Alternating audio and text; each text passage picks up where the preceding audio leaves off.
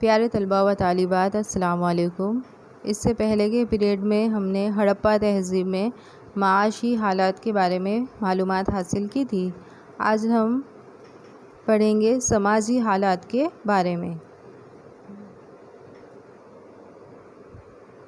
تو ہڑپا تہذیب میں مادر نظام حکومت ہونا چاہیے، ایسے آثاروں سے پتہ چلتا ہے۔ مادر نظام حکومت یعنی جو خاندان ہوتا ہے وہ ماں کے نام سے چلتا ہے۔ تو سندھ اور پنجاب کے علاقوں سے ماترو دیوی کی بہت ساری مورتیاں حاصل ہوئی ہے، یہ اس بات کو ثابت کرتی ہے۔ حالانکہ آج تک ہڑپا کا جو رسم الخط ہے، ہڑپا کی جو زبان ہے، اسے حل نہیں کر پائے ہیں، اس لیے مکمل طور سے اس کی سماجی تشکیل کے بارے میں کچھ کہا نہیں جا سکتا۔ تو ہڑپا تہذیب میں کئی سارے گروہ نظر آتے ہیں، جیسے پنڈت، کسان، کاریگر اور تاجر۔ مکانات سے الگ الگ لوگوں کی رہائش واضح ہوتی ہے، یعنی امیر، کاریگر اور مزدوروں کے مکانات 3 حصوں میں تقسیم کیے گئے تھے۔ اس کے علاوہ ہڑپا تہذیب میں تانبے کا کام کرنے والے، موتی کا کام کرنے والے، قیمتی پتھروں کا کام کرنے والے یعنی کاریگروں کی تعداد بڑے پیمانے پر نظر آتی ہے۔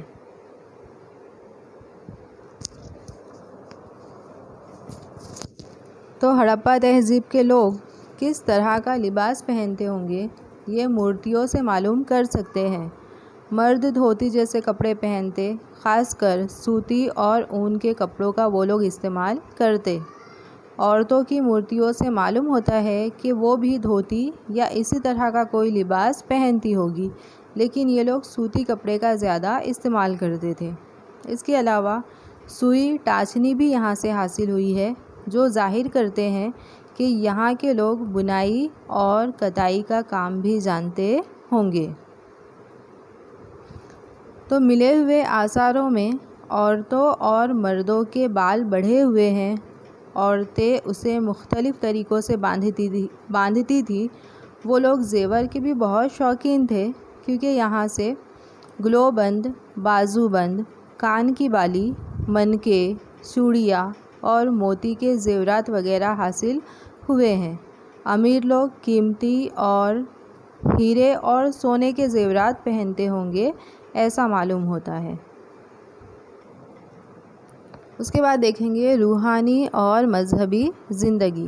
تو ہڑپا تہذیب کے لوگ درخت اور مورتی پوجا کے پجاری ہوں گے، ایسے آثار حاصل ہوئے ہیں۔ اس تہذیب کے کئی مقامات سے ماترو دیوی کی مورتیاں سب سے زیادہ حاصل ہوئی ہے، تو یہ مورتی دھرتی ماتا کی ہوگی، ایسا معلوم ہوتا ہے۔ اس کے علاوہ ہڑپا تہذیب سے کئی مہریں حاصل ہوئی ہے۔ ایک مہر میں آدمی نما دیوتا بیٹھا ہے، اس کے سر پر سینگ والا تاج ہے، وہ مراقبے کی حالت میں بیٹھا ہے، اس کے اطراف کئی جانور بیٹھے ہیں۔ مورخین کا ماننا ہے کہ وہ جانوروں کے دیوتا یعنی بھگوان پشوپتی یا شیو ہوں گے۔ دوسری ایک مہر میں سینگ والے دیوتا حاصل ہوئے ہیں، ان کے بال ہوا میں اڑتے ہوئے ہیں، وہ برہنہ ہے یعنی بنا کپڑوں کے ہے، اور پیپل کے درخت کی ٹہنیوں کے درمیان کھڑے ہیں۔ ان کے سامنے ایک پجاری گھٹنوں کے بل بیٹھا ہے، جس سے یہ بات واضح ہوتی ہے کہ وہ لوگ پیپل کے درخت کی پوجا کرتے ہوں گے، ساتھ ہی ساتھ جانوروں کی بھی پوجا کرتے ہوں گے۔ اس کے علاوہ ہڑپا تہذیب میں لوتھل اور کالی بنگن، ان 2 مقامات سے اگنی کنڈ جسے ویدی کہتے ہیں، تو ویدی حاصل ہوئی ہے۔ مورخین کی رائے کے مطابق یہ آتش دان یعنی یہ اگنی کنڈ یجنا کے کام آتی ہوگی۔ اس میں سے راکھ اور مویشیوں کی ہڈیاں بھی حاصل ہوئی ہے، وہ ہون کنڈ ہوگا، ایسا معلوم ہوتا ہے۔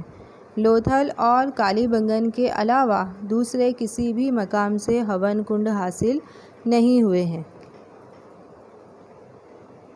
اس کے علاوہ ہڑپا تہذیب میں مردہ انسان کو دفن کرنے اور جلانے دونوں طریقے رائج تھے۔ مردوں کو شمال مغربی سمت میں لٹاتے تھے، ان کا سر شمال میں رہے اس طرح دفن کرتے تھے۔ مردوں کے ساتھ مٹی کے برتن بھی رکھتے تھے۔ کئی قبروں سے چوڑی، موتی، تانبے کا آئینہ بھی حاصل ہوا ہے۔ اس سے یہ اندازہ ہوتا ہے کہ وہ لوگ مرنے کے بعد کی زندگی پر یقین رکھتے ہوں گے۔ لوتھل سے بھی کئی سارے آثار حاصل ہوئے ہیں، جس میں ایک قبر میں ایک ساتھ 2 انسانوں کو دفن کیا گیا ہے۔ اس کے علاوہ کالی بنگن کی ایک قبر سے برتن حاصل ہوئے ہیں، لیکن کسی انسان کا استخوانی پنجرہ حاصل نہیں ہوا ہے۔ اس کا مطلب یہ ہوا کہ یہاں پر مردے کو جلایا جاتا ہوگا۔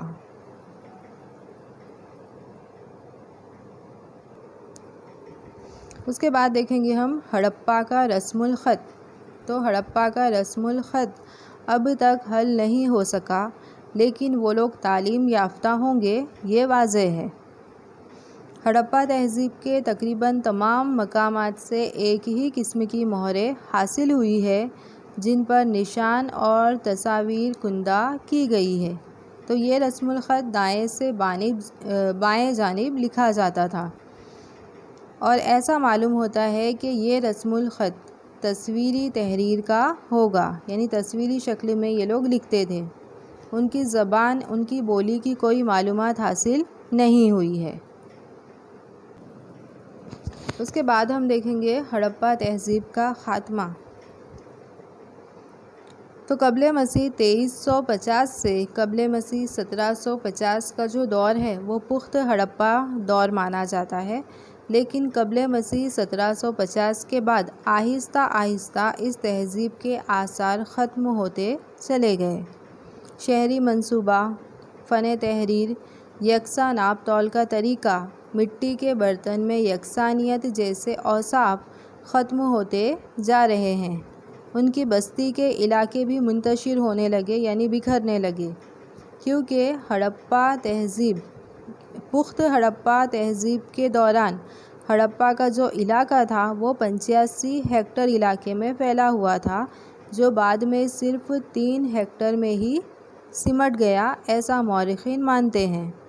تو یہ تہذیب کے تمام مقامات میں ایسا ہی علاقہ منتشر ہوا ہوگا، یعنی بکھرا ہوا ہوگا، اور شہری آبادی آہستہ آہستہ گاؤں کے علاقوں میں تبدیل ہوئی ہوگی،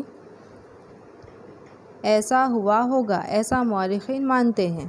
لیکن کچھ عالموں کی رائے کے مطابق سیلاب یا زلزلہ جیسی قدرتی آفتوں کی وجہ سے یہ تہذیب برباد ہوئی ہوگی۔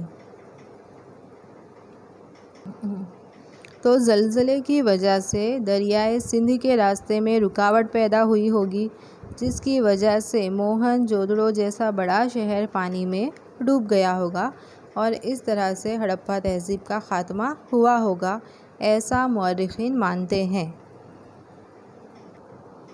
اس کے بعد ہم دیکھیں گے ہڑپا تہذیب کا ورثہ۔ ہڑپا تہذیب نے بھارت کو کیا ورثہ دیا ہے؟ تو بھارت کی یہ تہذیب رقبے کے اعتبار سے دنیا کی سب سے بڑی تہذیب مانی جاتی ہے۔ ہڑپا تہذیب مغرب میں پنجاب اور سندھ سے لے کر شمال میں کشمیر اور مشرق میں اتر پردیش کے علاقوں تک پھیلی ہوئی تھی۔ دنیا کی کوئی بھی تہذیب اتنے وسیع پیمانے پر دیکھنے کو نہیں ملتی ہے۔ اس تہذیب کی علاقائی منصوبہ بندی لاجواب ہے۔ مکانوں میں پکی اینٹوں کا استعمال ہوا ہے، جو بھارت میں سب سے پہلے ہوا ہے۔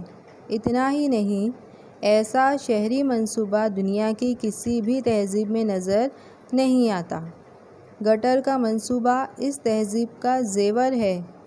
دنیا کے کسی بھی تہذیب میں اتنے عمدہ طریقے سے گندے پانی کے نکال کا انتظام نظر نہیں آتا ہے۔ اس تہذیب نے بھارت کو صنعت و حرفت کا عظیم ورثہ دیا ہے۔ میسوپوٹیمیا تک ہڑپا تہذیب کی تجارت ہوتی تھی۔ یکساں وزن اور ناپ تول کا طریقہ بھی رائج تھا۔ جہاز بنانے کی صنعت اور بین الاقوامی تجارت اس تہذیب کا بڑا ورثہ ہمیں نظر آتا ہے۔ اس کے علاوہ شیل کھر کی مہریں اس تہذیب کا اہم ترین ورثہ ہے۔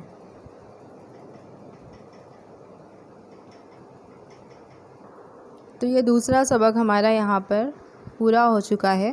اب اس کے سوال جواب آپ کو نوٹ بک کے اندر لکھ لینے ہیں۔